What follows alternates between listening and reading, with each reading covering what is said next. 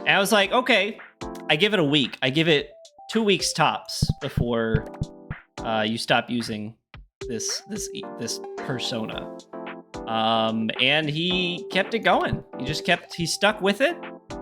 I did not, mostly just because like I don't think we need people to like be chat characters, you know? Like I prefer authenticity, as strange as that sounds. I like it when people are just kind of themselves instead of some kind of weird mishmash of internet culture. I mean, Chili, you and I talked about this. Like, we need to build a better Twitch chatter, where people aren't trying to like copy trends or, you know, jump on any bandwagon. We just need people to be themselves. And if that means copying, you know, what other people are doing, I guess we can't all be leaders. Some of us are just sheep, you know? I'm a shark or something. No, my character is improv guy. You've got it backwards. My character is improv and B guy. But you're pretty close. Listen, and that's the thing, is we're not here just to play Suika game. We're here to talk about real issues like Ohio State football fans.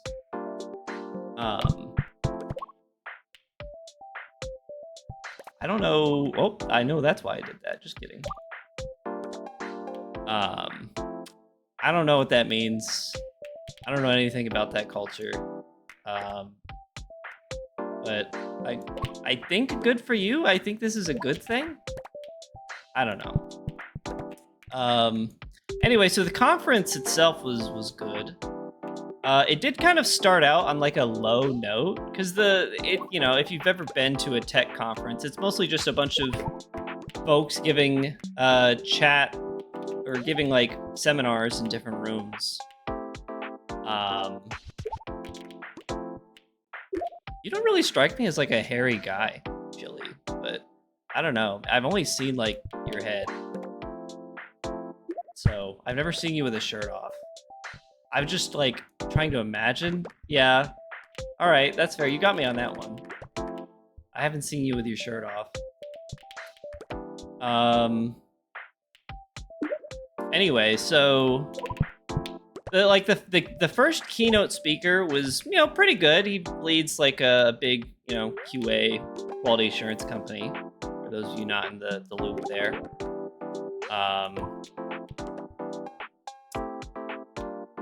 And the structure of the rest of it was basically just, here's, as is usual with these kinds of conferences, here's you know, 5 different talks you can go to in different rooms and just pick your favorite or whatever. So the first one that I went to was basically just a guy who is like nitpicking a bunch of, you know, commonplace quality assurance terms. And like, okay, well, actually QA is not just this, it's also this. And like his definition of like what his like speech was about was, we're not gonna build a straw man, we're gonna build a steel man so that you can, you know, actually define your processes and your job responsibilities better. Which is, you know, I guess it's okay, but it's not really. I'm just trying to like skill up here. I'm not trying to, you know, get into arguments over what different things mean. Although I guess like QA people don't like, some of them do, but QA people generally aren't like huge coders. So it's like, we don't really have anything else to do other than like argue about this kind of stuff, apparently. So, and also he was just really like disorganized. So the first like non-keynote speaker kind of got me in a bad mood because I was just like, this guy's just like ranting, rambling, and complaining for 50 minutes. And that was his whole talk. Is the Rice Goblin like the IKEA clown? I can't keep up with your lore, Paper Mache. Honestly, sometimes it's a bit exhausting. Okay, I see. It didn't sound like a mind goblin, but, and see, like, that's the thing, it wasn't really Corpo, it was just like some guy. Like, he wasn't there representing anybody, any company. He was just himself, but just complaining. And like, I don't need to go to a conference to hear a guy complain. Like, I can do that on twitch.tv/yelldats. I'm just kidding. I needed somebody there. Love you. But yeah, like the rest of them were pretty good. Haha. Okay, you're right. / shout out yell nats. There you go. Give him some love, because I just razzed him. Although I think everybody here is already a devoted yell nats enjoyer. Thanks Streamlabs for ruining the moment. I gotta get this like yellow guy in there. That's what I'm talking about.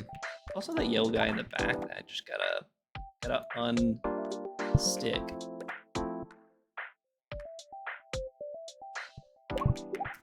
This is my favorite part of Pool, which is just like sending the ball just like really hard.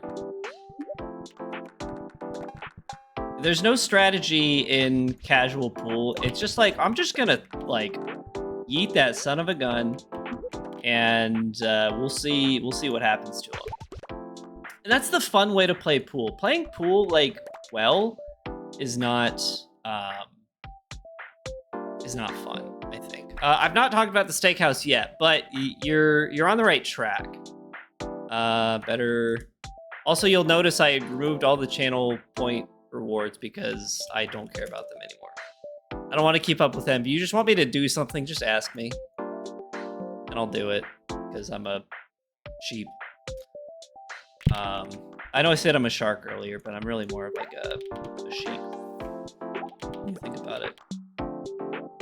I need you to get like in there, or at least like unstick that guy. No, we're not doing solo quicksort. We actually have like a real docket today. Is the gritty, is it not just like, it's something like this, right? I'm not like fully certain on the gritty, but I'm pretty sure that's kind of like the gritty. Now, I'm not like a big dancer, but I think that was the gritty.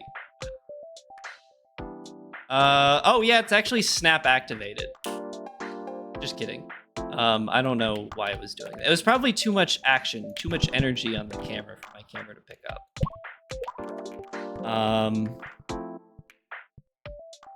Yeah, and like most of the rest of the conference was pretty good, except for the very last speech. So to give some preface to my frustration here, I made reservations at oh, this is not good at all, huh? Send it. That's not good. I made reservations at a Brazilian steakhouse because my company gave me a $64 per diem. Like, you know what? Breakfast and lunch is covered at this conference, so I'm gonna save all my per diem on shirts. No, I'm gonna save my per diem on this Brazilian steakhouse and use all of my resources on this one thing. It's called value, sweetheart. I need you to get over there. So the last session was like, you know, I think it was scheduled from like 4:15 to 5:15, and they always do some kind of raffle or something at the end, because, you know, a couple companies come and, you know, you can sign up to win. Like, I think it was kind of a weird collection of items. Like, one of them was like sunglasses. They're like tech sunglasses or something. One of them was like just an Oculus. Yeah, they were basically the DX Cat sunglasses. And I know they're not sunglasses, but they look like sunglasses. And then one of them was like an inflatable paddleboard, which is like, most of these people are in Ohio. Like, where are they gonna take an inflatable paddleboard? But apparently that's not their problem. Anyway, so like, I was gonna stick around, even though I never win anything. I've only won one raffle in my entire life. and it was an Amazon or a Kindle Fire, or not Fire, whatever the Kindle tablet was. Like one of the first ones that came out when I graduated high school. They were doing like a raffle for, the AP students. But for the most part, I've never won a raffle, and I don't know why I continue to hold out hope. But I was like, you know what? I might like some of these things, so we'll try it out. The last not like majorly AP. I just didn't know much about it until it was too late, as is usually the case with AP, because they want you to spend all your money on school instead of on tests. I was definitely radicalized learning about AP tests. Oh, you're not gonna go. You don't got the sauce. All right, I can at least like make some room up there.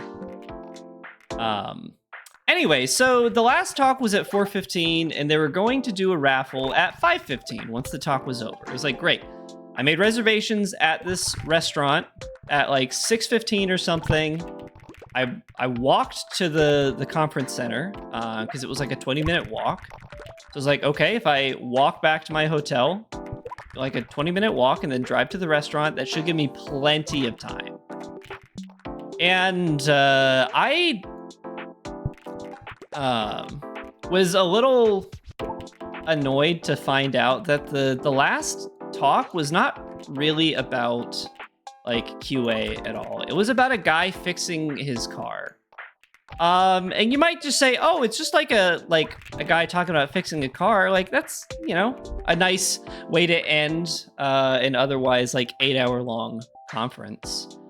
No, this guy was like up there stroking his ego about how he fixed his VW bug. And like, you fixed a car. I get it. Like that is something to be proud of. But I hate hearing about guys fixing their car. I'm sorry. I just I could not care. It was okay. So here's the thing: is like he tried to like make it a metaphor, but but that's not even how those quotes work. But he tried to like make it like a lesson. Like, okay, here's what fixing a car told me about quality assurance and all this stuff. But really it was just an excuse for him to talk about like his insanely expensive purchase and how he like put all this work into fixing his VW bug. And like this is a guy who has like his own like nickname, and I know what you're gonna say. I have like an online username too, but this guy like introduced himself as I'm not going to put him on blast because I don't want to go on like I don't want to start a fight with anybody. So I'm not going to say his name, but he like it was just a guy stroking his ego for an hour. Actually, it was like an hour and 15 minutes. He went like 20 minutes over because he was just talking about his car. Like he would not stop like talking. Like he knew he was over and still continued to talk about his freaking car. I was almost late to my dinner appointment because this guy was just yapping about his bug. And like the part that like annoyed me the most is like, I love how the tech community has just rallied around AI. It's like the nice, cool, big thing to be doing. Especially when it comes to AI art. AI art has been such like a negative for the internet, I feel like. But we're not talking about this. Nobody's talking about this. Just kidding. Everybody's talking about it. But his presentation was almost like front to back, like ChatGPT, like generated art prompts.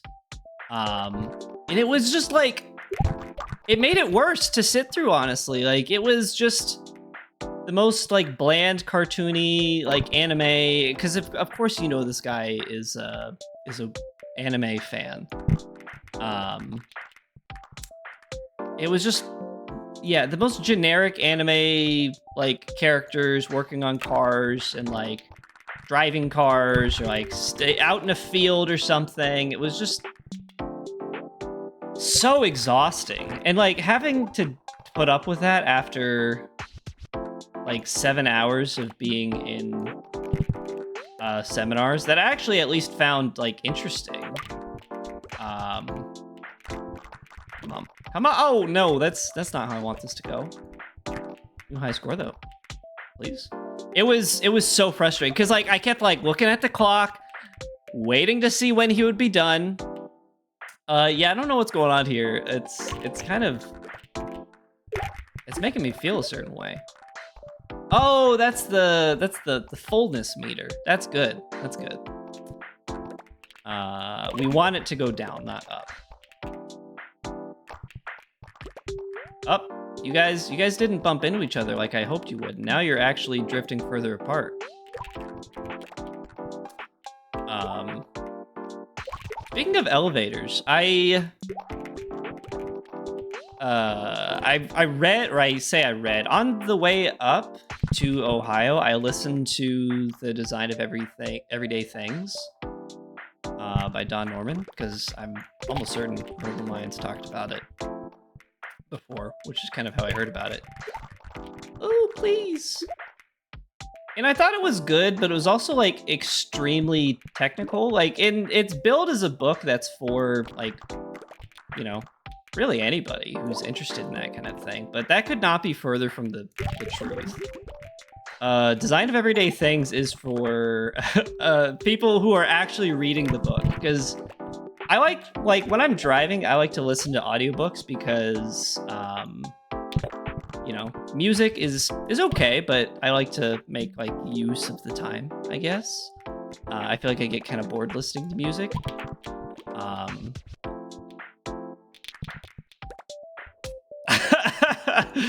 +2, that's funny. That's a good one.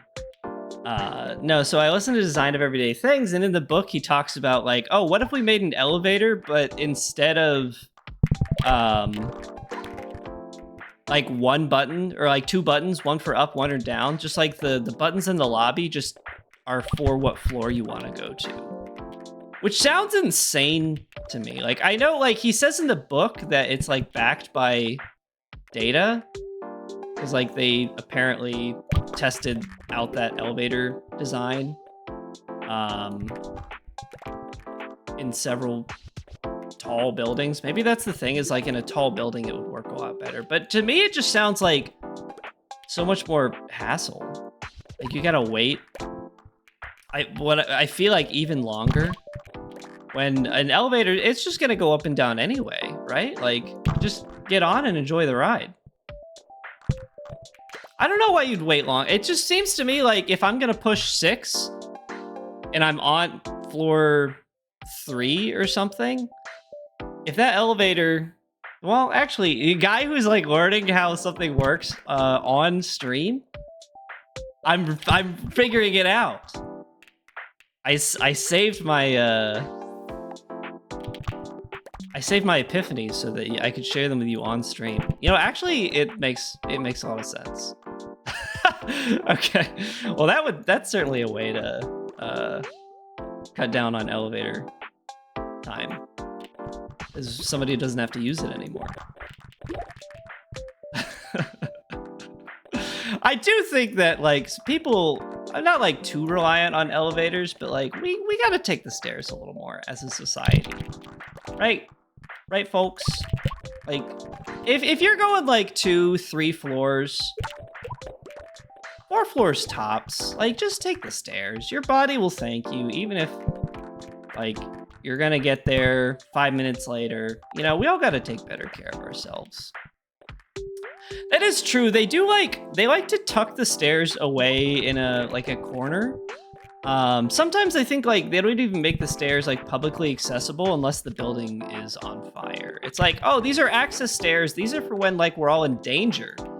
So we haven't tested the doors in 20 years. We don't even know if the doors open anymore. Anyway, good luck. So, because like I was thinking about that at my hotel. I was on like the 6th floor. I agree. A big fire pole would be great. You know, like you don't have to be fit to use a fire pole. You just like, you know, you hug that thing. You just slide all the way down, and it renews our childlike sense of whimsy and wonder, which I think we are so desperately lacking this election season. Yeah, maybe if the pole was made out of rug. Maybe for I know a website where you can find that. I bet you never, don't worry. A carpeted fire pole. That was my nickname in high school. Am I right, guys? Are we still doing that one? We still like this joke? Did anybody like this joke? Anyway. Yeah, so I'm quite I'd see. I never know when you're telling the truth or not. Can I tell you, YouTube's kind of. I don't want to talk inside baseball too much, but YouTube's been like really gobbling up some of the VODs, like the parking garage racing game. YouTube loved that one. And also Endocopia, that was a hot one. I kind of want to save the Brazilian Steakhouse talk for when this run inevitably dies and we play a new game. Or we might not play a new game at all because we're doing so well at this one. But again, I don't want to talk inside baseball because you guys don't really care. And I say, like, it's not doing huge numbers, but, like, big numbers for me. So I think the parking garage video is at, like, 250 views right now. Which is, like, kind of nice. Like, it does feel like things are getting, you know, on the up and up. Because, like, for me, that's pretty good. Like, that one Endocopia short almost hit 900. But we don't have to talk about that too much. We're here for stories. We're here for the human experience, not to listen to a guy talk about how well he's doing when really he got like a couple hundred views on YouTube. But for me, I like... Very true. Thank you. It's telling me that I have the biggest videos, the best videos. They're putting up numbers you wouldn't believe, folks. I know. That's true, but the difference is I didn't... You guys are coming here to listen to me, yeah. I did not come to the conference to listen to that guy talk about his car for an hour and 15 minutes. Yeah, I can't wait. Actually, I drive a Honda Fit. If you guys had to say what car I drove, what would you guess that it would be? Because Chili, when he saw my car, is like, yeah, this is a U-coded car, which I'm getting kind of annoyed with that verbiage these days, mostly just because it's being used to like bully me in the back channel. Isn't Aston Martin a drink? It is a good car. I'm not upset with it. A smart car, yeah, okay. I do feel a little... I feel like I would drive a smart car if I knew where to get one. It's like weed. If I knew where to get it, brother, my life is over. Just kidding. I haven't done a drug. And I'm not just saying that. The only drugs I've done is...